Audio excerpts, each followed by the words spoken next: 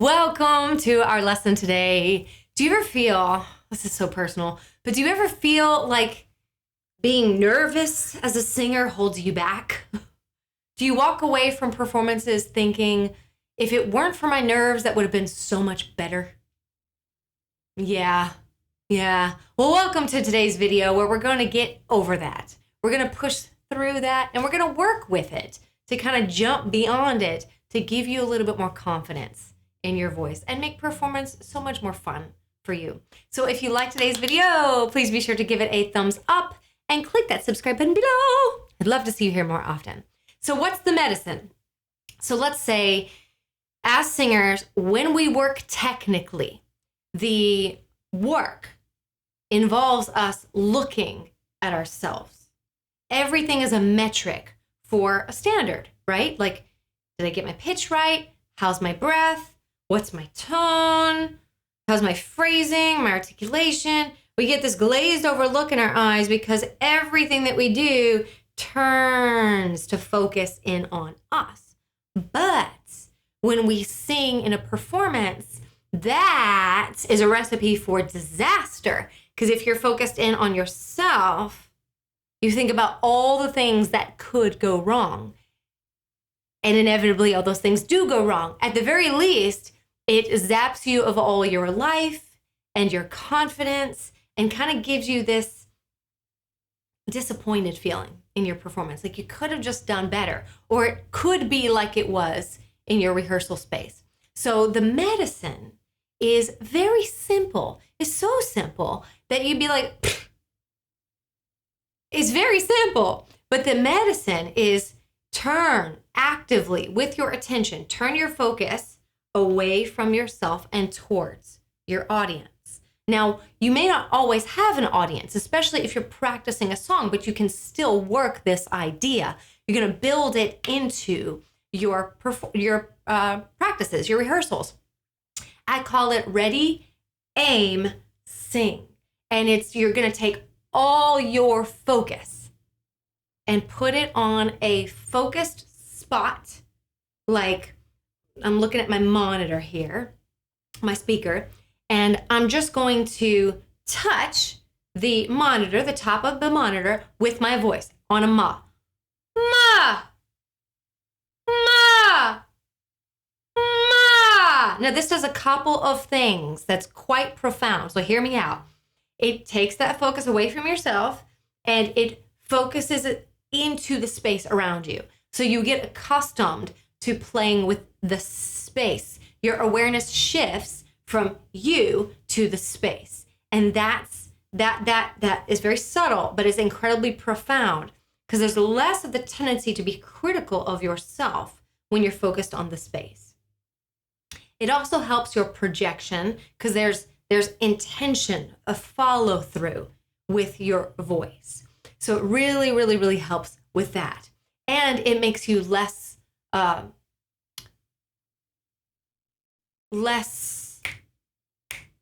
what am I trying to say? It makes you more responsive if you do have a mistake.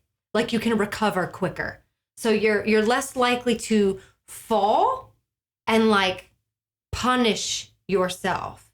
It's like something happens that you didn't quite anticipate. That's okay. Come back to your spot. Okay. Now the big question is, if I'm working on my voice, let's say that I have a scale and it is a big scale. There's 13 notes that are involved in this scale. It goes like this. 13 notes of an octave and a half. So F3 to C5. It's very rangy as a scale goes. Well, let's say I don't know it. So, okay, I may have to focus on what I'm doing. I may have to focus on myself while I learn it. Okay, again. Okay, as soon as my body senses the pattern, now you'll feel what this feels like. As soon as your body senses the pattern, you'll kind of feel this shift, like your body's not working super hard anymore, right? And as soon as it's conserving the energy, now take it and focus it away from yourself.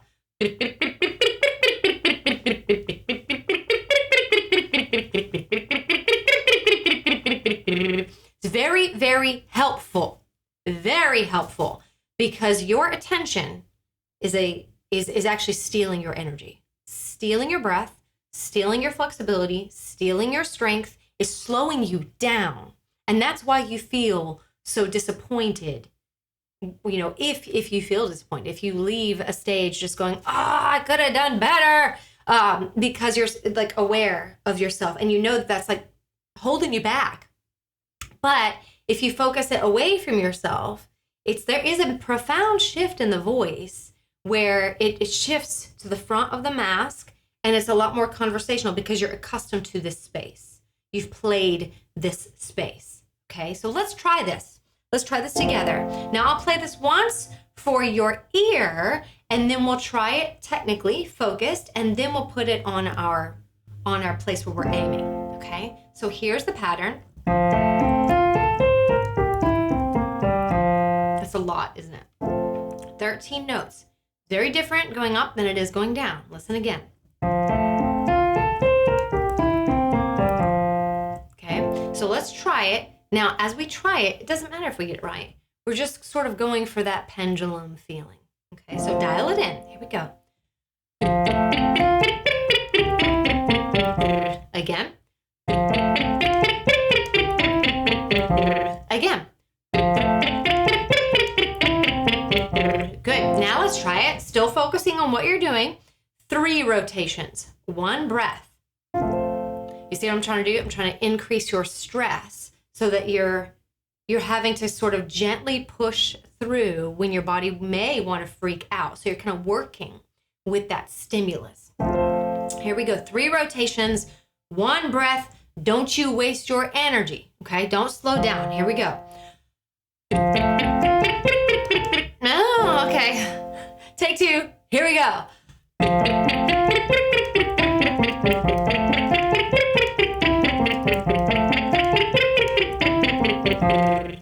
Not so bad. Not so bad. Not so bad at all. Now, find something in your room, something that's about 3 to 4 feet away. Nothing further than that, because I don't want you to stress your voice to try to reach that thing. I'd much rather you work something closer. So I'm going to aim towards my monitor, and I'm going to go the beginning and the end of those 3 rotations. Now, does it matter if we get it right? No, because we're taking our focus and we're putting it off of ourselves, away from ourselves. So if our true focus is away from ourselves, we may not know entirely if we got it right or got it wrong. That's why it's so scary. More on that later. Okay. Here we go. Aim. Ready? Aim. Sing.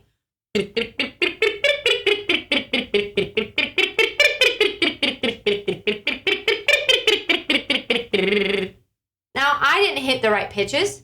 I'm sure of it, but I got the essence of it, and I got all my focus was on what I was doing, So now we're going to shift that into a mum.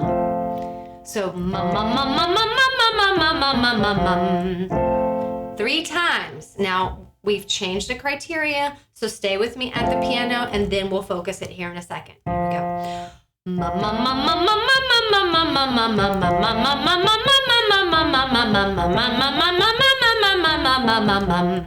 Good. That's a pretty long phrase. I think that equates to 39 pitches, individual pitches. So that's pretty cool. 1 breath. Now we're thinking, I'm going to just keep moving my voice. I'm just going to keep moving it, but I'm going to get my focus off of myself onto my target. Okay? Here's our first pitch.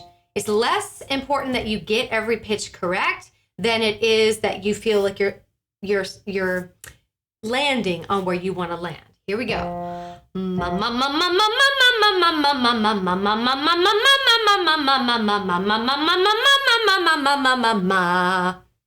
Right? Cool. Ish. Right? Not so much about the pitch. Now, that does beg a question. When do you go from practicing exactly to getting the focus off of yourself? That's a very good question. And I would say it's that muscle memory. But you want to be very gentle about how you observe yourself. Be very gentle because you don't want to exacerbate the anxiety because you just can't get it all right. It's like you cannot appease that critical mind of yours. The critical mind always finds something wrong. Be gentle with yourself. So if we're doing the same pattern, and let's say we're going ma ma ma ma ma ma ma ma ma ma ma ma. So we've got very specific criteria, and we're pretending this is for songs too, right? So ma ma ma ma ma ma ma ma ma ma ma. I was sure most of that time, so I would do it again. Ma ma ma ma ma ma ma ma ma ma. Again. Ma ma ma ma ma ma ma ma ma ma. I would do that enough until it's in my body. And then when it's in my body, it no longer requires my conscious attention. Hear that? If you know a song and you've worked it, it no longer requires your conscious attention. So get the focus off of yourself and onto your target. Think only about your target. Send only the energy into the room. You'll get accustomed. It's so profound and it's so subtle when you go from this to this. It's so profound. It's like you lose the sense of yourself and you're only aware of the space. As soon as you've made that, you've arrived because you're not nervous anymore. You can only be nervous when you're thinking, Now that's easier said than done because you introduce like an entire audience. You're not thinking about them. You aren't. You're thinking about what they're thinking about you, right? And that's why you're scared. You can only be scared when your energy goes here, right? I'll say that again. It's like if there was like a puppy scared in the middle of a street with traffic everywhere, I definitely would be like hightailing it, jumping to saving that puppy. I'm not aware of myself. I'm aware of the puppy, right? The puppy needs me. So I'm going to go get that puppy and I'm not aware of myself. So just think about that. So there's a sense of play that you have to bring into the room, but you've got to practice it in your practice. That way you can work with how to recover. So let's say you're singing a song. And I didn't have a song preset for this, but if I was going, mama, mama, mama, mama, mama, mama, mama, mama,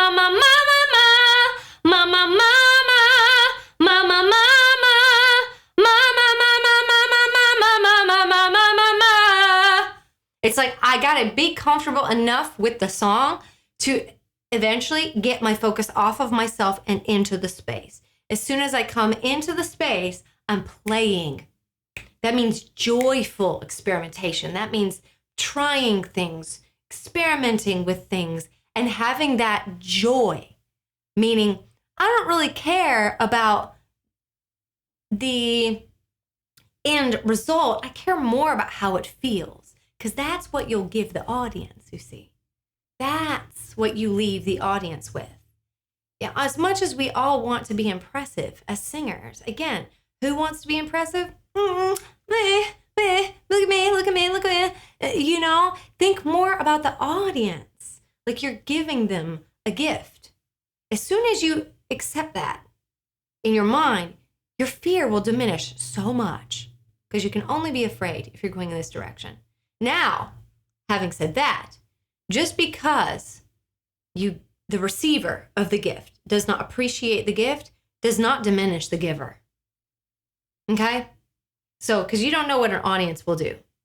I'm going to give a gift of a song, I'll sing to an audience. If they're like, it doesn't diminish the giver, doesn't diminish the heart of the gift being given. So as long as that matters more to you than the way it all comes back to you, you'll have so much fun. You'll have so much fun with singing. But build it into your rehearsals now. Learn your piece. Be specific. Break it down. Let's say pitch. Learn the pitch. Then move on to rhythm. Learn the rhythm. Then maybe play with some tone. It's got to be layered. That way your body's not reacting. It's not having reaction every minute or 5 seconds when you're singing. And you can kind of know how to endure with those little mini stresses. You can kind of keep moving with those little mini stresses. And then once you've got that under your belt, then just get the focus right off of you and just sing. Because at the end of the day, that's what we want. Okay? So there you have it, guys. I hope you've enjoyed this video. I just did an entire live talking about this, getting deep into this. So if you liked this video and you want to go a little bit deeper with it, then click that join button below, become a member of this channel. As a member, you'll have exclusive access to all of our lives that we do every Monday and Thursday at 12 p.m. So if you can't join us, that's okay. When we're live, you can benefit from our members only area with over 100 hours worth of voice lesson content. So again, just click that join button. It's only $4.99 a month, and your contribution helps to support our channel. That way we can continue to deliver awesome content for you. Thank you so much for hanging out with me, and I will see you again next time. Bye.